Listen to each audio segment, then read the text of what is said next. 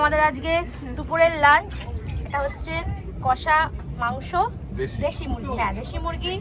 এখানে হচ্ছে ডাল আছে আর ভাত। আর ওখানে কি আছে? মাংস না, মাংস, এটা মাংস। আর এই যে কাঠের জালে রান্না হয়েছে, তাই তো? বাহ, সেই ব্যাপার, সেই ব্যাপার। তো আজকে আমাদের লাঞ্চের মেনু হচ্ছে দেশি মুরগির ঝোল, মানে একদম কষা করে বানিয়েছে, আর ডাল, আর ওই যে ভাত, দিদি বাড়ছে এখানে ভাত। আর এখানে এই কাঠের জালে সবকিছু রান্না হয়েছে। আমার তো মানে এটা দেখেই জিভে জল চলে আসছে, হেবি লোভ লাগছে।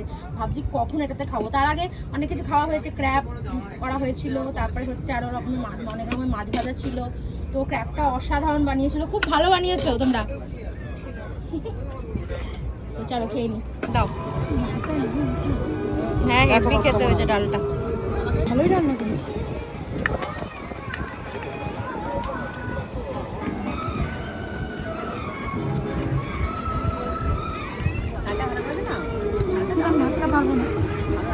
তুলে দিলাম একটু দোকানকে, কিন্তু ভালো লাগে।